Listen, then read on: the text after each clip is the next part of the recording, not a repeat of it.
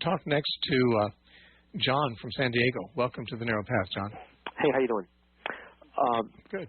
Last week you had a couple people call you about election, and there's a program that, I don't know if you've heard of it, it's called Renewing Your Mind with R.C. Sproul. And he recently... Oh, yeah, I've read a lot of R.C. stuff. And he recently broadcast a series on called Chosen by God. And one of his points he made that I thought was pretty strong, in Romans chapter 9, verse 13 or 14, it says, as it is written, Jacob I have loved, and Esau I have hated. Then in verse 14 it says, what shall we say then? Is there unrighteousness with God? God forbid. And the point he makes is this. He says, if God was not doing the election, no one would ever make the statement, they would never ask, is there unrighteousness with God? In other words, the fact that God is doing the choosing causes people to say, is there unrighteousness with God? Because if we were doing the choosing, no one could complain. No one could have any complaint that God is unrighteous, because we would be the one making the decision. Do you understand what I'm saying? Oh, I not only understand what you're saying, but I've heard the argument dozens of times. Not only have I read R.C.'s book, Chosen by God, but I've heard his lecture series on it, as well as probably 100 other lectures by R.C. Sproul. I used to listen to a lot of his tapes. But every Calvinist makes the same point. So this is not some kind of a brilliant insight that R.C. Sproul had. This is a repeat of a very common point that's been made from the days of Augustine by Calvinists. I see that differently. To say that if Paul wasn't saying such and such, then no one would ask such and such a question, is to overlook the fact that Paul is continually anticipating people will misunderstand what he's saying, and he's always saying, someone will say then. I mean, he does this in Romans quite a bit. He does this in 1 Corinthians. Paul is very frequently aware that people may take him wrongly, and he sometimes will introduce the wrong question that they will bring up that misunderstands him, as in Romans 3. He says, what then shall we, do good that evil may fall, do evil that good may come from? God forbid. And, excuse me, in Romans 6, he makes some statements about how grace reigned, and he says, well, then shall we continue in sin that grace may abound? Now, these are questions that he knows that somebody's going to ask because they misunderstand what he's saying. Likewise, in Romans 9, he says, what shall we say then? Is there unrighteousness with God? Certainly not. See, this is another one of those cases where he anticipates somebody misunderstanding him and raising a question that arises out of their misunderstanding, and he then has to correct them. As I understand it, Paul is talking about God's election here, but I think that the Calvinist is missing something when he thinks that Paul's talking about individual election for salvation. There's nothing in the story of Esau and Jacob that pertains to election for salvation. God chose Jacob over Esau when they were in the womb. Well, what did he choose him for? To go to heaven?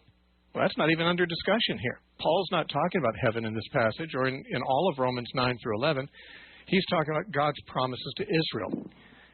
Basically, Romans 9 through 11 is about how God's promises to Israel are fulfilled differently than Israel thought they would be.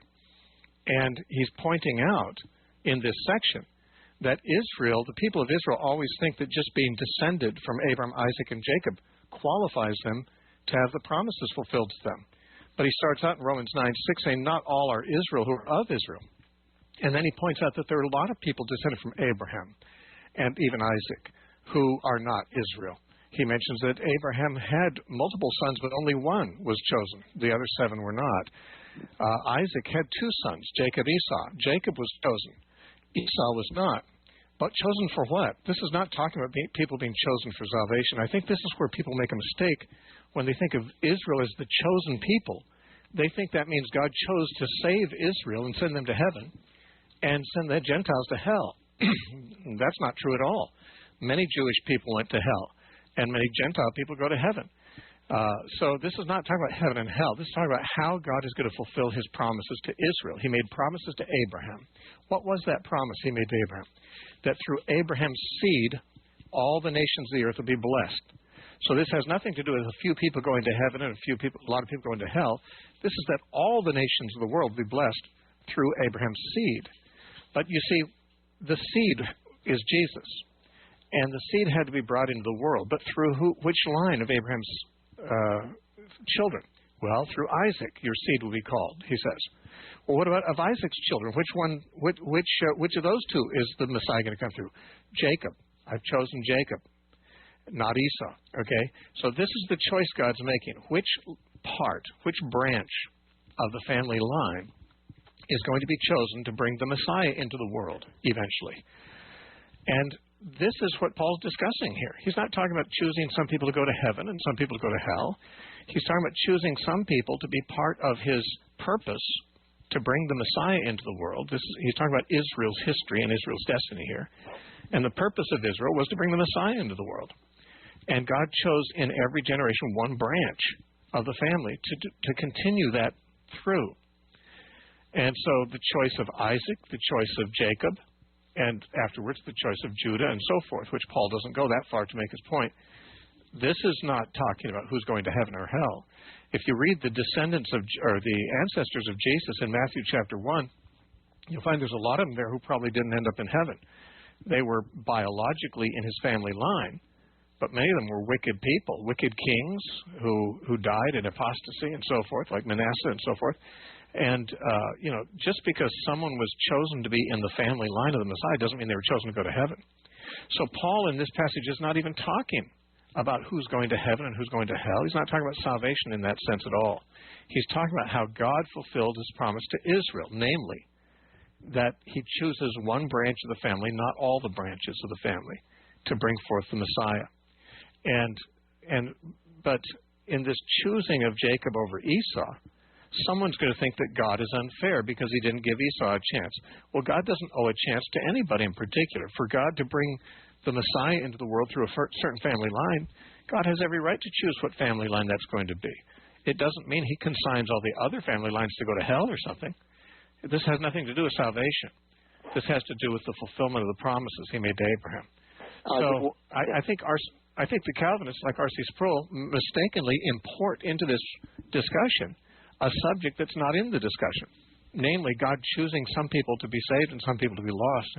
Paul hasn't even raised that issue. Okay, just one more point I'll make, and I'll take your answer over here. You know how you mentioned that, God, the way you put it, God chooses some to go to heaven and some to go to hell. The way R.C. says it, he says everybody deserves to go to hell, and God chooses the ones he wants, and the others one he just passes over. It's not like he's sending them to hell. Their own sins send them to hell. And he says, for example... Okay, so in other words, here's what God is like according to R.C. Sproul. There's every person is like the man who fell among thieves in the parable of the Good Samaritan. They've been beaten up by the devil. They're dying. They're in need of help. And God is like the Levite and the priest who saw them and walked by on the other side of the road. Yeah, well, let me ask you this. This is another point he makes. He says that, for example, why did God choose the Apostle Paul and, blind him by light and cause him to fall to the ground? Why didn't he do that to Herod the Great? In other words, he gave a couple other examples of people God had chosen. Why didn't he do that to Pontius Pilate? In other words, God, like in the Apostle Paul's case, is very strongly, God impacted his life in a way where he was, he was going to choose. That's true. Yeah. That's true, but he hasn't done that for everybody that gets saved, and he hasn't done it for everyone who doesn't. Paul was obviously called for a special purpose, not just to be a Christian, but to be an apostle. And God did something unusual in Paul's case.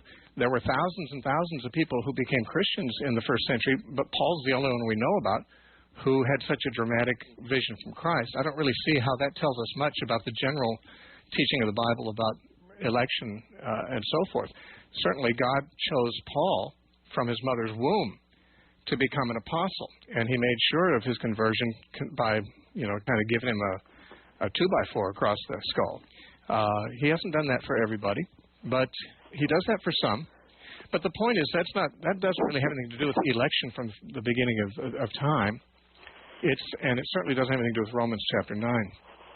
I enjoy talking about this subject, but I've got my lines full, and I only have about less than 7 minutes left, so I'm going to have to move and take another call. But you're always welcome to call again. Okay, John, God bless you.